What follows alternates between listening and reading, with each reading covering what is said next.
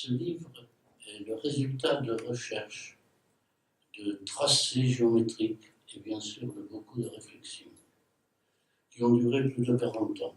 Il est donc très difficile d'en faire un résumé. Toutefois, le symbole que je vous propose ce soir devrait apporter quelques éclaircissements à ceux qui ont déjà lu le livre et à ceux qui peut-être auront envie de le lire. Là, j'ai un point que je tiens beaucoup. Il existe en général une certaine confusion entre les géométries dites sacrées architecturales, on pense aux bâtisseurs de cathédrales, et une géométrie que je qualifie de géométrie rituelle, dont le propos consiste à établir un rapport de type hermétiste activé par un fer géométrique. Le but de cette géométrie ne doit en aucun cas être constructible. Elle est à vocation spirituelle et initiatique. Toute autre utilisation assurerait la perte de son dynamisme, de sa puissance et de sa vie.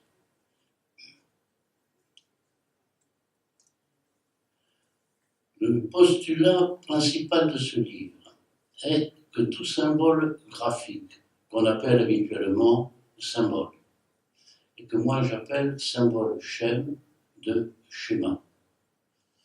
Ce symbole schème est le résultat d'un principe dynamique créateur que j'appelle le symbole actif et qui est le mobile.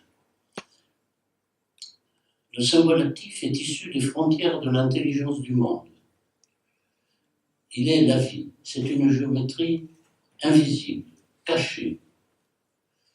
Le passage du symbole actif au symbole schème s'effectue au moment même de l'apparition de l'image. Il existe chez l'homme une sorte d'instinct préconscient, une véritable préscience d'ordre géométrique et graphique. Imaginons un homme qui se trouve dans la position primitive, en l'absence de toute donnée, face à sa nullité première, au sein d'une nature qu'il va appréhender pour la première fois. Cet homme, en fonction de ce qu'il rencontre dans la nature, les éléments, les formes, les accidents, l'orage, le ciel, les mouvements de l'eau, etc., les nuages, et même les plus petites choses, un caillou qui tombe sur l'eau, qui fait des cercles, etc. Cet homme va mettre en activité sa réminiscence. Une réminiscence qui est porteuse d'images équivalentes et qui se trouve dans l'intelligence du monde.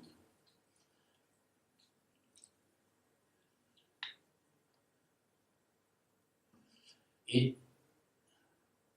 le symbole schème est le résultat dont l'homme, je recommence, met en activité sa préscience, il a oublié des images, il trouve une correspondance avec des images qui sont dans l'intelligence du monde, et à ce moment-là, cet accord entre ces images va mettre en activité le symbole actif.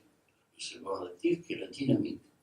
Cette dynamique géométrique qui crée des évacuations traçantes, des passages, qui est très active, qu'on ne peut pas imaginer, à un moment donné, va se fossiliser et elle va donner le symbole schème, le fixe, ce que nous appelons habituellement symbole. Et ce symbole va donner une image à l'homme. Et cette image, à laquelle il va donner, peut-être avec une certaine évolution, il va donner une signification le plus souvent magique ou religieuse, ou quelquefois les deux à la fois. Alors, on se retrouve avec le symbole schème. Le symbole schème, le fixe, l'inactif, mais ce symbole contient dans son inertie apparente cacher la mémoire de son créateur, de son géniteur, le symbole actif. Notre étude traite de cette mémoire et des moyens de la réactiver.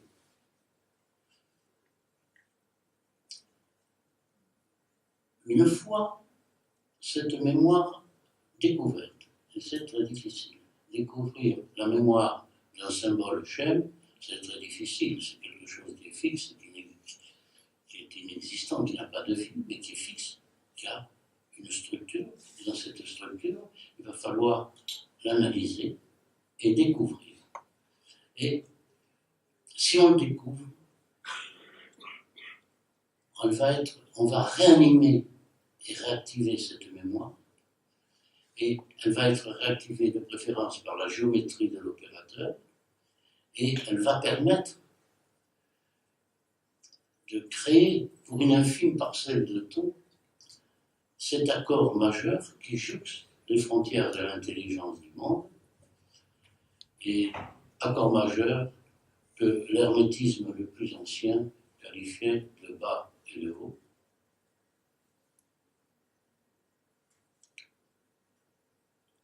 Voilà, le bas et le haut. Ça, c'est le postulat. Je pense qu'il est nécessaire de l'avoir compris pour pouvoir comprendre après tout ce qui se passe, parce qu'on va se trouver en présence de symboles schèmes. Et je vais essayer de démontrer comment on peut arriver à recréer cette autre géométrie à partir du symbole schème pour trouver une élévation et aller au plus proche de l'intelligence du monde. Mais pour un court instant, il faut pas croire que c'est quelque chose de définitif. C'est quelque chose que l'on arrive et qui est extraordinaire. Donc, nous allons explorer la mémoire d'un symbole. Et un symbole particulier qui est un symbole schème énergétique que l'on retrouve dans l'archéologie. On le retrouve dans les grottes, un peu partout tracé, comme un signe que l'homme, même primitif, nous a laissé. Voici une salle préhistorique qui se trouve en Irlande. Cette salle, comme vous pouvez voir, sur le mur est gravée une forme. Les hommes préhistoriques ont taillé ça, et par le toit qui se trouve au-dessus de cette salle, il y a une fente dans le toit. Et le matin du solstice d'hiver, un rayon de soleil passe par cette fente et va se positionner sur la forme spiralée qui est gravée dans la pierre. Comme si le matin du solstice d'hiver, l'arrivée du froid, de la perte de la lumière, le soleil venait là, ici, se ressourcer devant cette figure.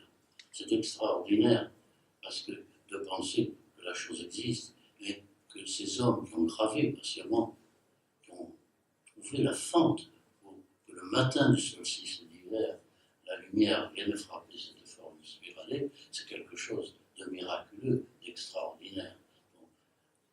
Donc, nous allons aborder et essayer de comprendre cette forme. Voilà, ici, cette forme, elle est le produit d'évacuation traçante elle-même. Nous nous trouvons devant un symbole schème, et on va essayer de comprendre dans ce symbole ce qu'est la mémoire du fixe et de l'animé. Alors,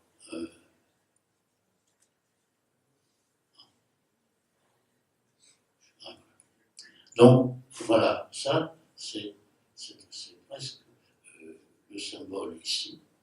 On voit les points commencer en rouge, qui se développent selon des parcours qui reviennent de l'autre côté et qui donnent donc ces évacuations traçantes qui sont ici.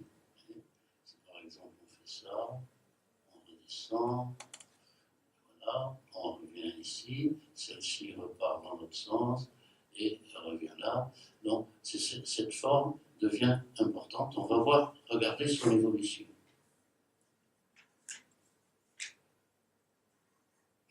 C'est un symbole que tout le monde connaît, et nous avons compris ce qu'est l'animation de ce symbole, mais nous allons aller un petit peu plus loin et essayer de comprendre quelle est dans tout cela la mémoire du fixe et la mémoire de l'animé. Alors, pour cela, j'ai été obligé, quand on aborde la mémoire d'un symbole, on est obligé de partir au hasard. Il faut trouver les premières formes qui vont nous permettre de trouver cette remontée, si je peux dire. Donc, pour cela, j'ai créé, et pour pouvoir l'expliquer, une série d'images qui sont elles-mêmes symboliques. Donc, il existe un triangle. Ce triangle se double. Il donne cette forme. Cette forme, une fois acquise, je la transpose ici, en ligne. Je la double également. Nous allons, dans son développement que nous allons voir après, découvrir la mémoire du fixe. Maintenant, voyons ce qu'est la mémoire de l'animé. La mémoire de l'animé, c'est les mêmes triangles, mais les pointes de ces triangles sont légèrement désaxées et donc laissent la possibilité d'un passage. Ce passage, c'est l'activité, c'est la vie. Donc, là, c'est la mémoire de l'animé. Donc, revenons à la mémoire du fixe. La mémoire du fixe se double. Elle se trouve un centre, ici, et elle va tourner sur elle-même.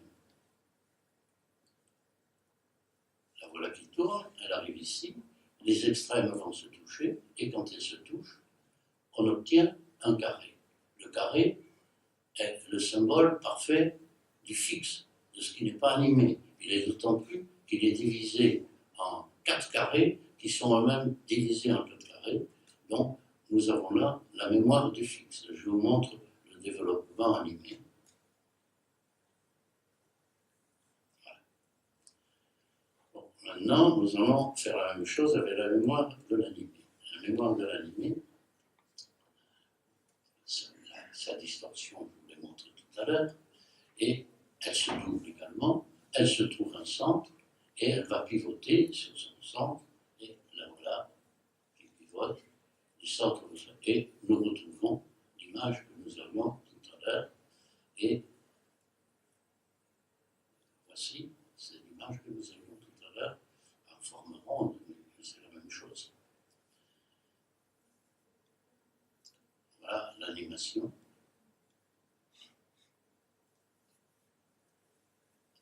Alors là, je vais vous montrer quelques exemples, parce que on peut, ce qui est fixe et ce qui est animé se trouve aussi dans les monuments, se trouve partout.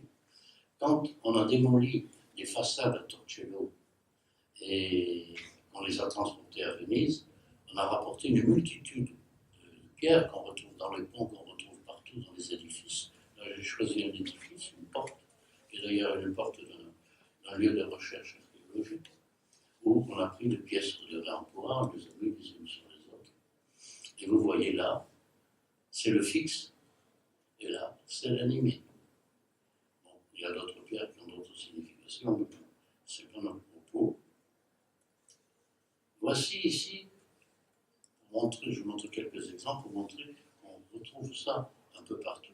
Un pavement romain mosaïque, où vous apercevez tous les principes animés, et puis des carrés qui représentent la fixité. Et dans ces carrés, d'ailleurs, ce qui est intéressant, il y a des objets dessinés pour bien indiquer que c'est quelque chose qui est fermé. L'animation est ailleurs. Là, ici, c'est en plafond de la tour de Mayas, stratégique, que je change de lieu pour montrer d'autres éléments. Vous avez ici un cercle qui est statique, et vous avez la dynamique qui est là.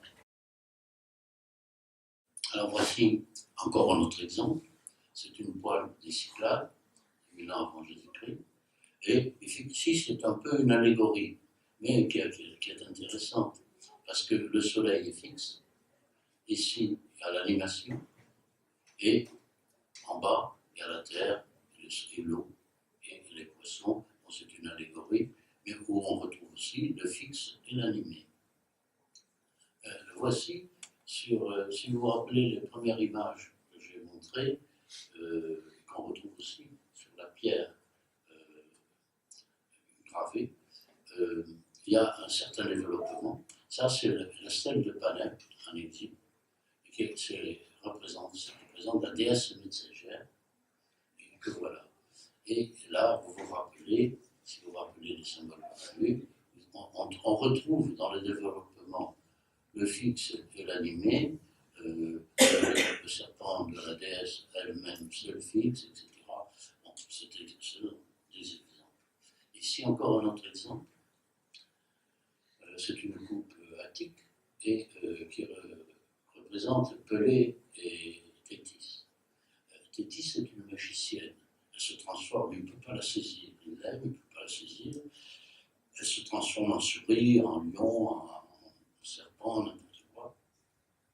Et donc, elle représente, on comprend, la mobilité. Et lui, avec ses mains, il essaie de faire le fixe. Voilà. Donc, c'est pour montrer que ce symbole, on le retrouve partout.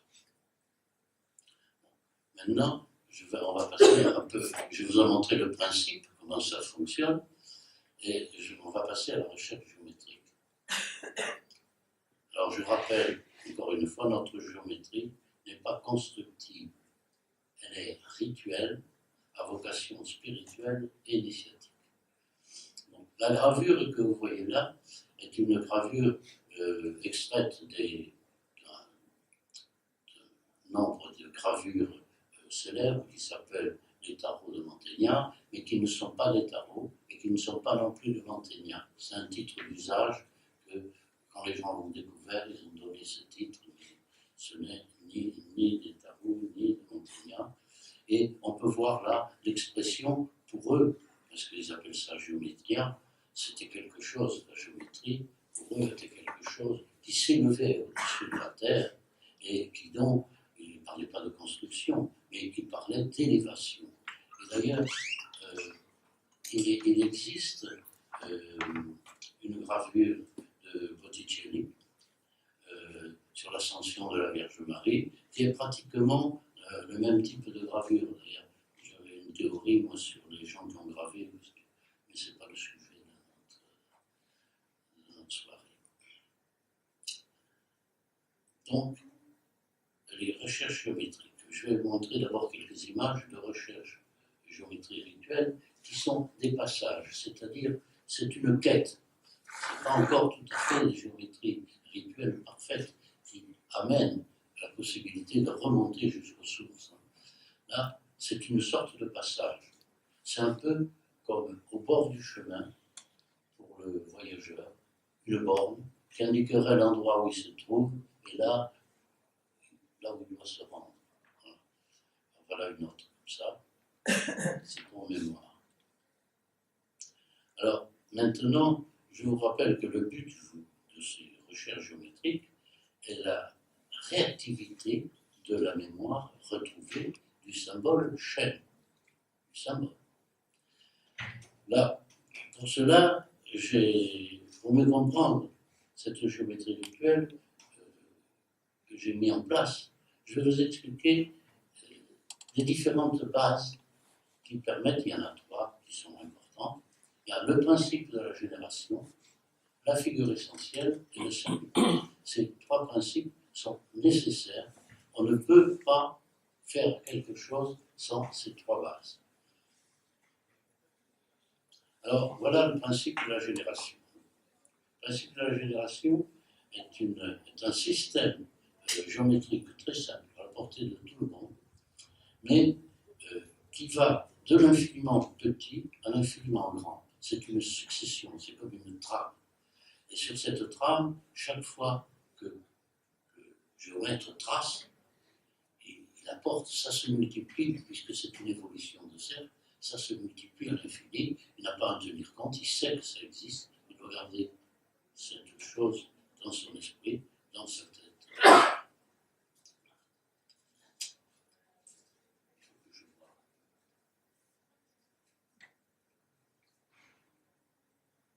Donc je vais vous montrer, vous détailler le principe de la génération. Alors, le principe de la génération, c'est un cercle. un cercle qui va épouser un autre cercle. Nous allons dire que nous allons l'appeler la génération 1. En fait, n'oubliez pas que tout ça, c'est une trame énorme sur laquelle on doit travailler. C'est une trame nécessaire. Il ne peut pas y avoir de recherche de ces géométries rituelles si on n'a pas compris ça. Donc, on va l'appeler le numéro 1, et on s'aperçoit qu'on peut tracer une droite. Donc, ces deux cercles sont liés par leur cercle, par leur centre. Et vous voyez qu'il y a deux points. Il y a deux points, un point ici, un point là, qui vont permettre de tracer deux autres cercles.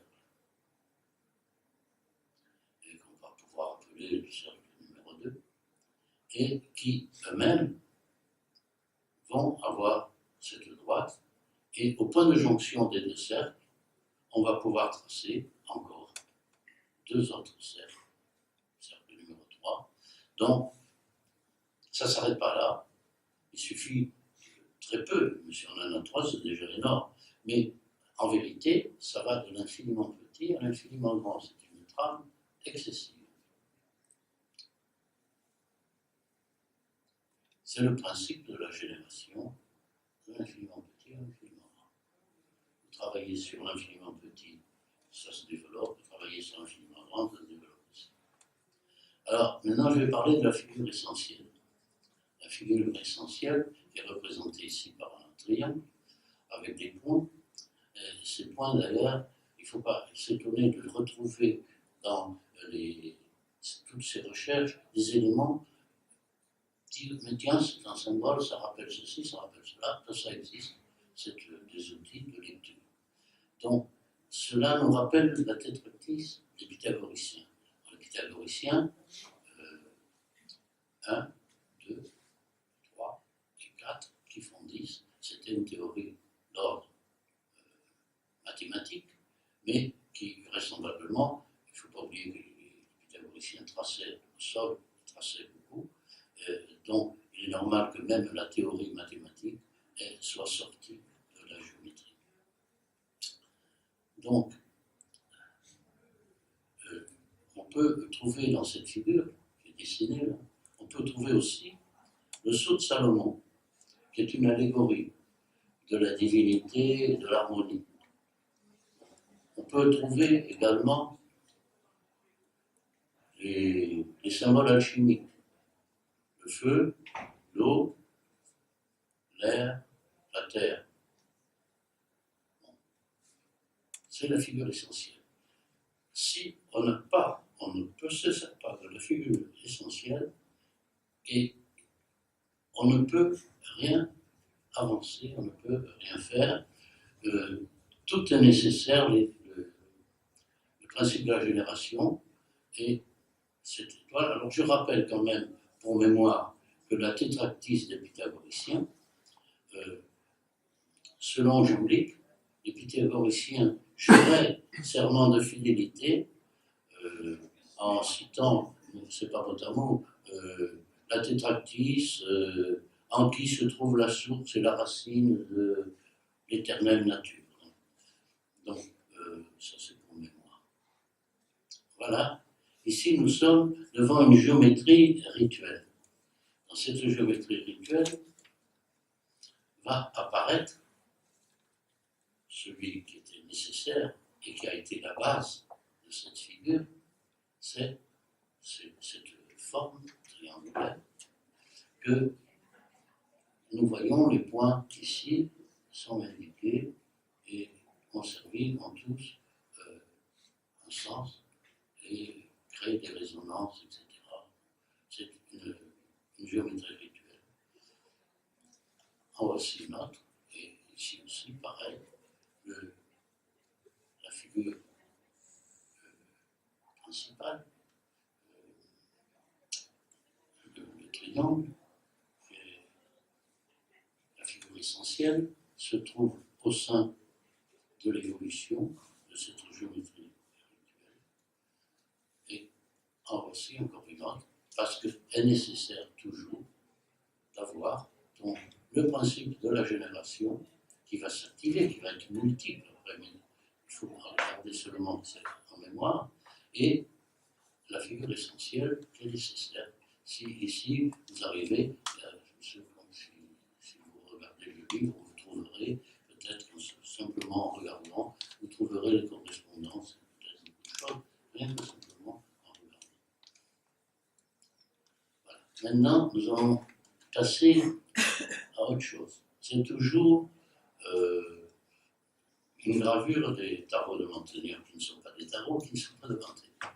Je le rappelle, j'ai travaillé personnellement sur un livre qui a été sorti il y a quelques années, où j'avais un rôle, disons, plutôt occulte, mais qui est sorti via toute la série des images. Et celle-là est importante parce que ça s'appelle le premier mobile. Le premier mobile, c'est ce cercle. C'est à partir de ce cercle, c'est un cercle dynamique. On voit très bien que c'est un ange qui s'en sert et qui pose aussi le pied sur notre coupe. D'ailleurs, si on s'amusait à développer les courbes et les formes même dans l'ange, on s'apercevrait qu'il existe là-dessous une géométrie, c'est-à-dire que les gens qui ont fait les gravures ont travaillé sur une géométrie tout à fait spéciale, mais ils ont enfermé cette géométrie, donc elle n'est pas bonne pour l'évolution, mais elle est là enfermée. D'ailleurs, il existe des œuvres qui sont de purs chefs-d'œuvre. Je pense par exemple au Printemps de Botticelli. Si quelqu'un analyse le Printemps de Botticelli, il va trouver que dessous, toute la composition cachée qu'il a est d'ordre géométrique, une géométrie savante. Je me permis d'analyser beaucoup de choses. Là, d'ailleurs, quand on avait fait ce livre, une erreur des machines électroniques a fait qu'il y a eu une superposition d'images, et même un employé qui était là a dit « Oh, c'est étonnant, il y a de la géométrie, effectivement, je me suis dit, mais c'était pas là, c'est pas là notre sujet, excusez-moi de cette aparté. » Le premier mobile, c'est le cercle épi, c'est l'animé. En fait, c'est la puissance créative, et Dante, dans la Divine Comédie, les passages qu'il décrit sont effectivement, donc il passe d'un cercle à un autre, ces choses-là, et effectivement, il parle d'un système qui est animé et qui est le premier mobile. Donc, le cercle épi, moi je l'appelle le cercle épi, l'animé, pour diverses raisons. Nous sommes dans l'actif, dans la dynamique du cercle qui trace. Vous allez voir pourquoi c'est lui qui trace. Voilà. Tout cercle pi a un cercle pi, mais tout cercle a un cercle pi. Cercle pi, c'est un cercle qui a un diamètre qui correspond au rayon d'un grand cercle qui participe forcément de la génération. Donc, le cercle pi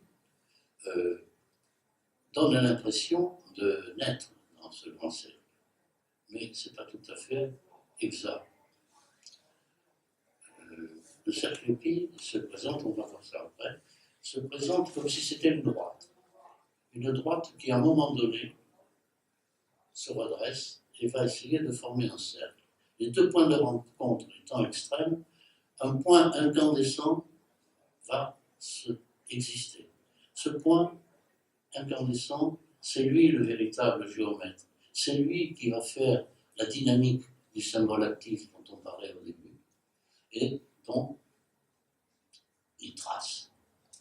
Et vous le voyez ici dans une petite composante en rouge, et on voit qu'ils ont un développement tout à fait particulier dans la figure de la génération, mais il ne faut pas oublier que ce cercle pi peut aussi, dans certaines circonstances, devenir principe d'une autre génération au sein de la génération.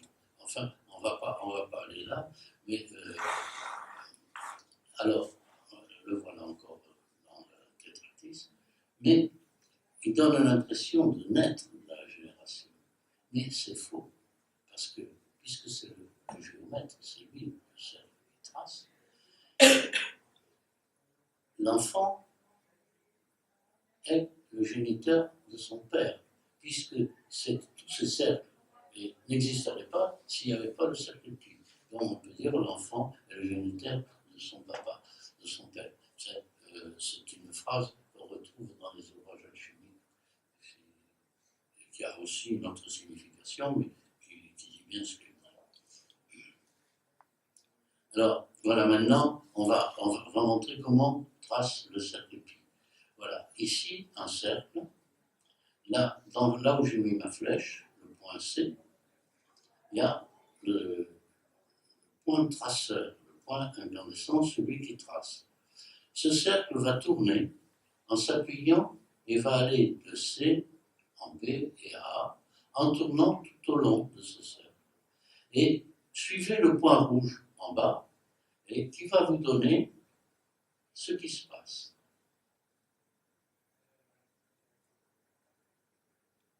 Ça paraît très simple, mais le cercle pi vient de tracer le diamètre du grand cercle.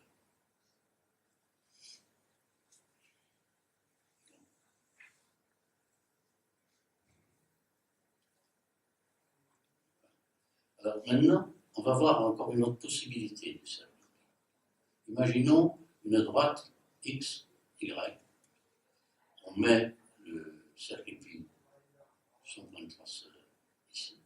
Et il va se dérouler de B en A. C'est-à-dire, il va dessiner son propre périmètre. Ce faisant, son point traceur, lui, fait une courbe, une ellipse, qui n'est pas un morceau de cercle. Donc, pour réaliser ces figures, j'ai dû fabriquer une machine qui est très simple,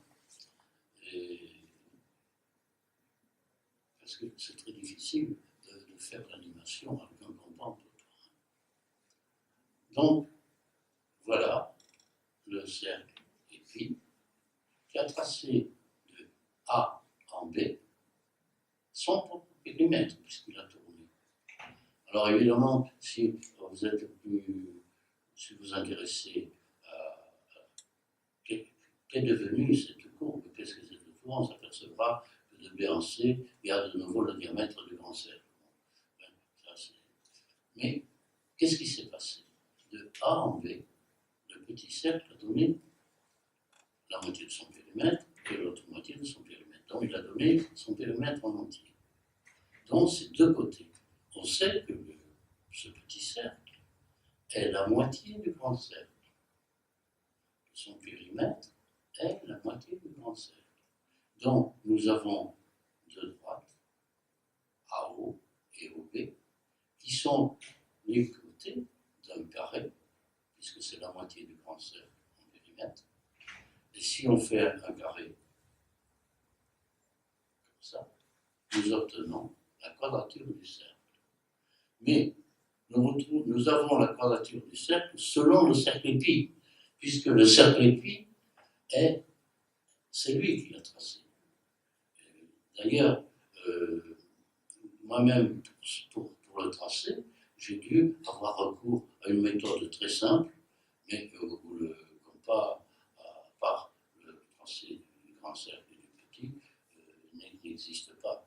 Et c'est la quadrature du cercle que tout le monde a cherché longtemps, mais selon le cercle pi. Je vous signale que c'est le cercle pi qui a tracé. Et puis une astuce que vraisemblablement les Égyptiens ont pu très bien connaître et faire des recherches dans le même sens, puisque j'ai appliqué des méthodes très simples. Les archéologues d'Égypte étaient des géomètres, mais avec les prêtres qui n'ont jamais dévoilé tout cela. Mais allons à la pyramide de Khéops. La pyramide de Khéops, on sait que la base de la pyramide de Khéops est un carré. Ce carré, il a un périmètre, forcément. La hauteur de la pyramide en son centre, si on dit que c'est le rayon d'un grand cercle, nous avons la même figure que celle qu'on vient de voir. Donc, la base de la pyramide a le même périmètre qu'un cercle qui aurait pour rayon la hauteur de la pyramide.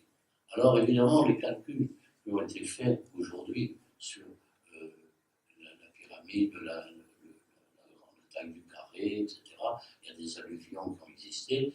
La pyramide elle-même, il y a des plaques qui étaient posées dessus qui n'existent pas. Donc, mais on arrive pratiquement à une infime qui connaissait la quadrature du cercle.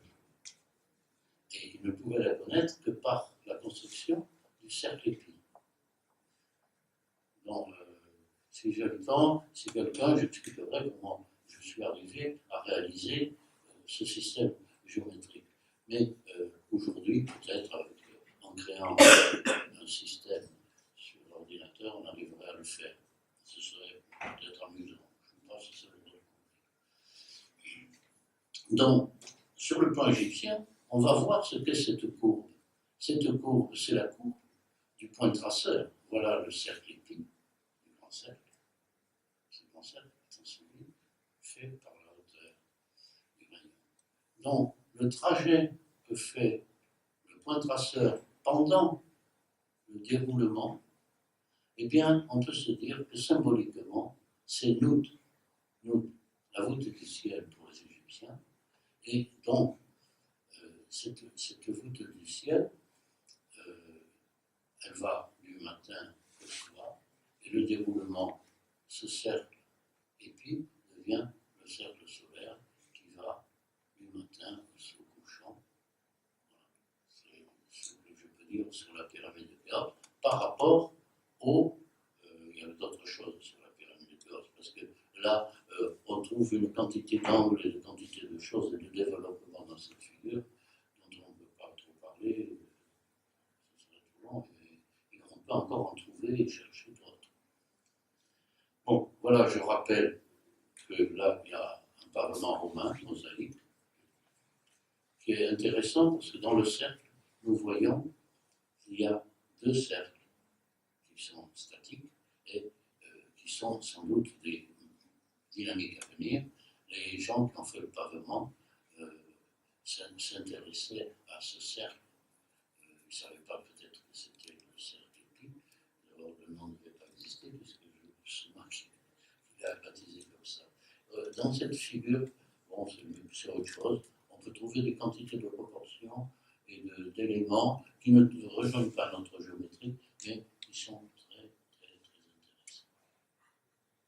Alors maintenant, on va imaginer une courbe XY. Je cherche toujours à montrer les particularités du cercle épi. Donc, une courbe sur XY, et il y a la figure A qui roule dans ce sens et qui avance. Et la B roule dans ce sens et avance. Elles vont tous les deux dans ce sens. Qu'est-ce qui va se passer? Il va se passer la rencontre. Or, un cercle épi ne peut absolument pas être statique. Qu'est-ce qu'il va faire? Le cercle épi, eh bien, il va libérer son cercle épi. Et son cercle épi va partir. À ce moment-là, cette partie disparaît, effectivement, puisqu'elle est passée. Et ça se stratifie en quelque chose. Il n'y a plus d'activité. La seule activité qui reste, c'est celle du petit cercle épi. Et qu'est-ce qu'il fait, le cercle épi? Eh bien, il trace. Il trace une nouvelle route. Et nous avons là un cheminement. Et ce cheminement est intéressant parce que, voilà, et il va nous donner une forme. Je montre ce cercle. Avec dedans un cercle épi B qui n'est pas fixe. Un cercle épi tourne sur lui-même par son centre, il n'est jamais fixe. Il trace tout le temps. Il y a dans la volonté du cercle épi qu'on retrouve toujours, il trace seul. Il n'y a aucune emprise, il il a quelque part, il est anarchique. Ce qu'il trace, bon, moi j'ai trouvé quelques éléments, mais je sais que ce qu'il trace est beaucoup plus extraordinaire, beaucoup plus merveilleux que le symbole actif. C'est quelque chose qu'on ne peut pas appréhender avec sa main, avec des photos. Donc, ici, on voit qu'il y a B, C, D et E. Ils ont tous un centre, ils sont sans être fixes. Ils ne bougent pas. Mais il existe le cercle A. Le cercle A, il est excentré. Et il tourne autour de Z. Voilà, il est parti, là, il tourne autour de Z. Et il arrive ici. Il est bloqué entre le cercle Z fixe et le B. Donc, qu'est-ce qui se passe? Il veut passer. Eh bien, il va libérer son propre pi. Voilà. Voilà dans quelle position il se trouve. Et il va libérer son propre pi. Le voilà. Et ce faisant, il oblige tous les autres cercles pi à sortir et à se libérer. Reste dans les côtés non libérés des formes fixes, qui deviennent fixes. Et voilà le développement qui se fait. Vous avez ici le petit cercle pi qui est là, il passe. Et tous les autres cercles pi, eh bien, ils ont accompli cette démarche. Et cette démarche donne ceci. Et voilà, le petit cercle, et puis A est parti, il fait ici, il revient, etc. Et il sort ici. Et nous sommes en présence donc de cette figure. Et cette figure, c'est le labyrinthe de Knossos, dit de type gnossien, des anciennes monnaies crétoises. Voilà. Nous n'aborderons pas ce sujet davantage ici, puisque nous avons fait un livre avec ma fille qui sera publié, je pense, bientôt. Alors maintenant, je vais parler d'un autre symbole. De notre symbole qui est l'énéagramme. Alors, l'énéagramme, on le retrouve, il se perd dans la nuit des temps, on le retrouve dans le soufisme, on le retrouve dans le judaïsme, et on sait très bien qu'au début du XXe siècle, Gurdjieff, au sein de son institut, avait des disciples, il faisait danser là-dessus, il mettait des danseurs qui dansaient, etc. Gurdjieff a eu le mérite de remettre à la mode ce symbole. Bon, depuis, il y a des gens des psychologues qui s'en sont emparés, ou des pseudo-psychologues, enfin bon, c'est autre chose. Et Gurdjieff disait que si un homme était dans le désert, arrivait à tracer un énéagramme sur le sol, eh bien, là, il découvrait les lois éternelles de la nature. Là, il avait une grande admiration pour cette figure. Alors, qu'est-ce que j'ai fait? J'ai regardé cette figure, j'ai fait, c'est un symbole cher, d'une certaine façon. C'est un symbole analysable. Je me rappelle, il va falloir décrypter, essayer de comprendre d'où il vient, comment il va, comment il fonctionne, comment on va arriver à découvrir l'animation, toutes ces possibilités. Alors, j'ai remarqué qu'il y avait une absence d'éléments génératifs. La figure essentielle, il y en a une, mais elle n'amenait aucune possibilité de le construire. L'énéagramme, ce que je constatais, c'est qu'elle divise le cercle en 9. 9 points qui sont parfaits. Et ces 9 points m'intéressaient. J'ai dit, pour 9 points, donc quelque part dans la construction, je ne vais pas vous dire comment je suis arrivé au développement, c'était très long, ce serait très long aussi. Donc, j'ai dit, on a occulté les éléments de base. Ce qui arrive souvent dans beaucoup de sujets de géométrie, même dans les sociétés initiatiques, souvent, on répète une figure, on la répète, on supprime un petit détail, on pense à un moment donné, on pense que ça n'a plus d'importance, et le symbolisme devient creux, il devient mort. Il a perdu sa richesse. Donc, je calcule et je suis arrivé à la conclusion que finalement, il devait y avoir un autre cercle. À ce moment-là, il entrait dans la génération. Mais quel cercle? Alors, j'ai travaillé longuement, etc. Et je suis arrivé à me rendre compte que le diamètre de ce cercle que je viens de tracer se retrouve dans l'énéagramme. Voilà. Ceci est parfait. Mais ceci, c'est quoi? Ben, c'est le cercle épi du grand cercle. Dans le cercle épi du grand cercle, j'ai trouvé un élément générateur.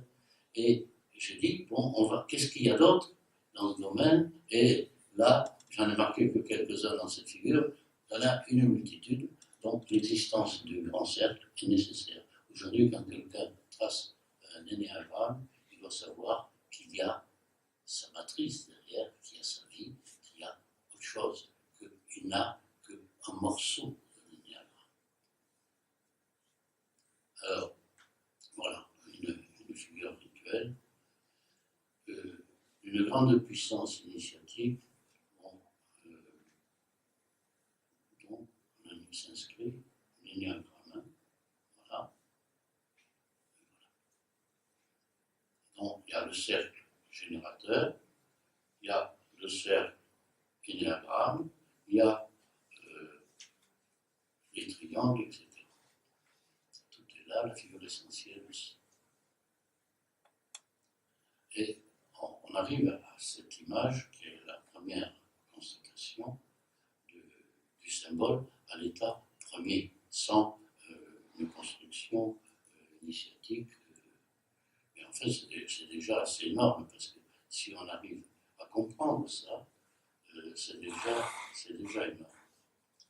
Et parce qu'il se trouve ici des éléments dont le 9 qui sépare le cercle, les 9 points qui séparent le cercle énéagramme, en partie égale, il y a 3 points qui rappellent la figure essentielle. Donc ici, on remarquera qu'il y a une colonne vertébrale. Dans toutes les géométries que vous avez vues là ce soir, il est nécessaire qu'il y ait la colonne vertébrale, parce que tous les éléments viennent se fixer progressivement sur cette colonne, et chaque fois c'est un point de recherche, un point de connaissance. Et de chaque côté, vous avez deux colonnes de droite et de gauche, qui sont nécessaires. Il y a la colonne à droite, celle-ci, et la colonne à gauche, et au milieu, la colonne verticale. La verticale colonne.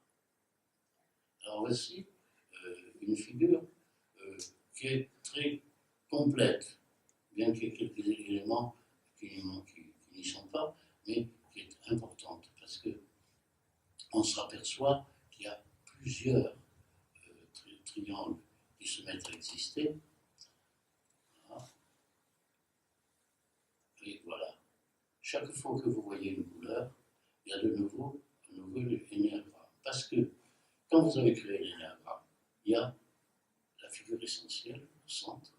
Cette figure essentielle vous permet de recommencer un nouvel énéagramme qui après va amener un autre. Là, il y en a 3. Voilà. Et voilà, c'est une figure intéressante.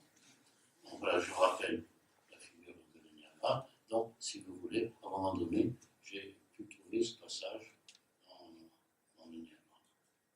Et schématiser au plus simple, symboliquement, voilà à quoi reviendrait un symbole qui indiquerait la même chose.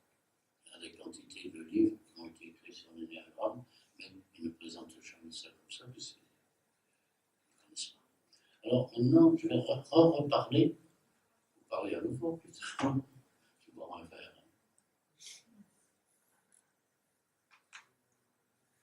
La véritable quadrature du centre, celle que vous avez vue, qui est exacte, rigoureuse, elle se fait par le cercle épi. Là, je me retrouve devant la quadrature du cercle, telle que Léonard de Vinci, Nicolas de Cuse et bien d'autres ont passé leur vie, et moi-même, pendant des années, j'ai commencé très tôt dans ma vie à essayer de dire je vais trouver la quadrature au cercle, je suis beaucoup plus intelligent que Léonard de Vinci, etc. Bon. Et je ne l'ai jamais trouvé, eux non plus. Mais j'ai trouvé autre chose. Donc, pourquoi on ne le trouvait pas? Parce qu'ils veulent que tout, et je voulais moi aussi, que le carré, il a son centre, passe par le centre du cercle. Et là, effectivement, on a l'impression que ça n'existe pas. Eh bien, voilà. Quand on a fait la suite de la génération, dans la suite de la génération, je me suis rendu compte que du petit cercle au grand cercle, il y avait des droites qui pouvaient se tracer et qui permettaient d'avoir un carré légèrement, mais très légèrement plus grand que, le grand cercle. Donc, j'ai dit, c'est pas encore ça. Puis, j'ai tracé l'énéagramme, le cercle énéagramme. Et là, je me suis rendu compte que là, à l'endroit de la flèche, il y a un petit intervalle entre l'énéagramme et j'ai dit, on va construire un carré interne propre du cercle énéagramme. Et ce carré, ce n'est pas encore la quadrature du cercle, lui, l'autre était plus grand, celui-là, il est plus petit. Donc, ça se situe entre les deux. Voilà. Et je dis, bon, ben voilà, c'est entre les deux. Quelqu'un de stupide dirait, on va tracer un cercle, on va trouver. Alors, c'est quand même quelque chose d'infime. Et j'ai compris très vite que là, nous sommes devant une zone, qui est la zone de la quadrature, qui est ce que cherchent les gens qui dessinent des mandalas, et les gens qui le font avec des poudres, etc. Il y a énormément de rituels qui existent, où en fait l'homme cherche, il ne sait pas qu'il cherche la quadrature du cercle, mais depuis les origines, depuis la nuit des temps, il cherche à faire cet accord entre ces deux choses. Souvent, il explique d'ailleurs, les gens qui font des mandalas, c'est le carré c'est la Terre, le cercle c'est le cosmos, donc ils vont essayer. En fait, on crée, si on trace ceci, on crée une zone, un intervalle vibratoire. C'est un lieu de résonance. Nous touchons partout où il y a des intervalles, il y a des courants qui passent. Donc là, effectivement, comprendre ça, c'est déjà une petite approcher un peu une initiation, c'est voir quelque chose, essayer de le comprendre déjà. Voilà. Voilà. Là, on revient à l'image que nous avons vue, où il y a effectivement trois énéagrammes successifs, un cercle énéagramme, le cercle générateur et donc une succession. Voilà. Mais cette figure m'a intrigué et donc j'ai resserré les points centraux et je me suis dit, ça me rappelle quelque chose et ça me rappelle la figure combinatoire de Raymond Luc, qui divisait son cercle en neuf. Et Raymond Luc, c'était un homme de capacité hors norme, très intelligent. Il avait créé une machine basée sur l'énéagramme qui est là, et avec des cercles qui tournaient. Ces cercles, il leur donnait des significations, des noms, etc. Et dans ces discussions, il a essayé de faire beaucoup de choses. Il croyait, c'est un homme très religieux, il croyait à la suprématie du christianisme.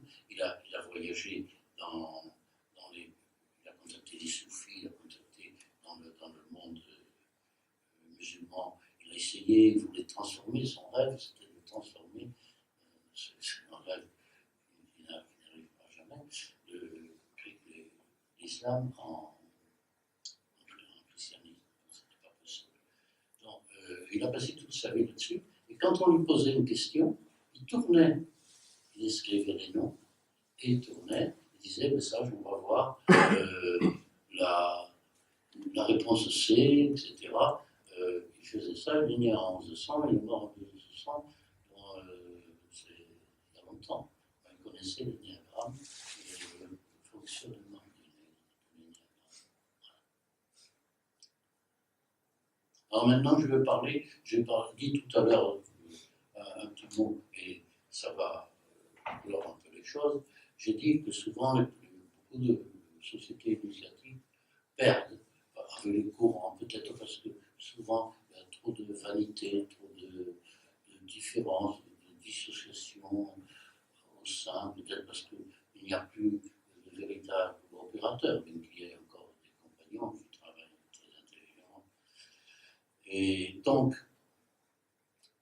il y a une figure qu'on appelle souvent, je vous simplifie les choses, je ne vais pas m'attarder, parce que ce serait très compliqué, qu'on appelle le double carré, dont tous ces gens qui sont dans des lieux initiatiques parlent toujours du double carré, et souvent, j'ai vu par moi-même, de mes propres yeux, des lieux où ils étaient persuadés qu'il y avait un double carré, mais ils avaient fait simplement un carré sur le nombre d'or, et le nombre d'or, ça ne peut pas être deux carrés. Voilà. Donc c'est une faute, et en fait, c'est parce qu'il y a un oubli, là, ces deux carrés, c'est quoi? C'est la colonne vertébrale ici. Donc, c'est un grand carré. Et ce grand carré, il est divisé en 4 carrés, rappelez-vous. C'est le fixe. Donc, pour bâtir, etc., tout ça, c'est très intéressant. Et on peut se servir du fixe, et le fixe peut rentrer dans notre quête. Donc, la mémoire du fixe, je vais montrer au départ. Donc, ici, on trace dans ce grand carré un grand triangle, c'est le diagonale du petit carré. Et ici, on projette un cercle de grand carré. Moi, je continue à penser que c'est un carré. Et que ici, on trace un cercle. Ici, c'est le cercle d'or. Ce cercle d'or apparaît dans des quantités de recherche géométrique, et y compris dans la géométrie aussi. Et il arrive parce qu'il y a des équivalences avec la recherche que j'ai pu faire. Donc, je tiens à le montrer, à le signaler, parce que c'est quelque chose d'intéressant, parce que, en fait, la colonne vertébrale qui est ici, de ce grand carré, et de ce triangle, sur tous les points deviennent importants. Là où passe le cercle d'or, eh bien, nous avons divisé cette droite en proportion du nombre d'or. C'est-à-dire que ce morceau et celui-là sont le nombre d'or, que le grand et le moyen, on trouve toujours à ce point-là le nombre d'or. Alors, il y a des... J'explique quelques éléments dans le livre, je ne vais pas m'attarder, parce que je pense qu'il commence à être tard. Voilà, je vous montre ici, effectivement, que c'est la diagonale dans le sens, et on peut démontrer que ce que nous possédons, le nombre pi, eh bien, grâce à cette figure, si on cherche ici, on s'aperçoit que le nombre pi est faux. Il est compliqué. D'ailleurs, à propos du nombre d'or, certaines personnes chez moi ont vu des démonstrations où on arrivait à des chiffres exacts, etc.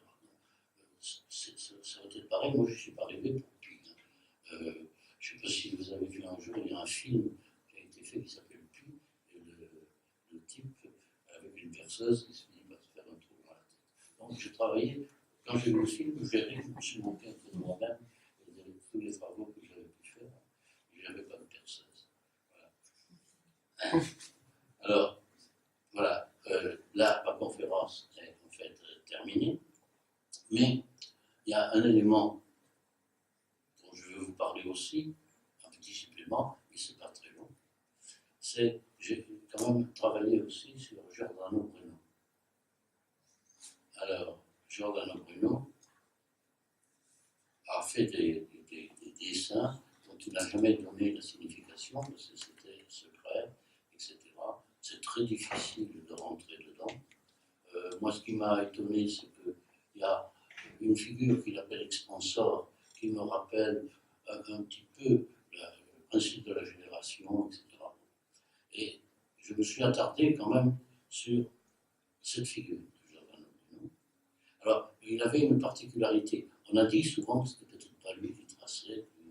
En fait, il y a quelqu'un, je ne me rappelle plus, je ne peux pas citer le nom, d'un homme de son époque, qui l'a vu tracer, gravé, parce que c'était sur des plaques gravées, et il a rajouté des décors, des images, pour cacher un peu même sa propre géométrie. Donc, j'ai repris comme schéma une figure qui a été au 19e reprise à partir de cette figure de Giordano Bruno, celle-ci. Moi, j'ai compris, dans la mesure où elle était de travers, qu'elle tournait, elle aussi, elle se déplaçait dans son sel. Et donc, j'ai pris celle-là, qui était déjà faite, et j'ai essayé de comprendre tout le mécanisme. Et je veux dire, c'est quand même, c'est à la fin de mon livre, mais il n'y a pas lieu de s'attarder si on n'a pas compris ce qu'est ma géométrie et le développement, parce que c'est très compliqué. Moi-même, quand je l'aborde à tête reposée en disant, je suis obligé de réfléchir et de retrouver les composantes, je passe une petite demi-heure. Voilà. Donc, ça reste un peu secret.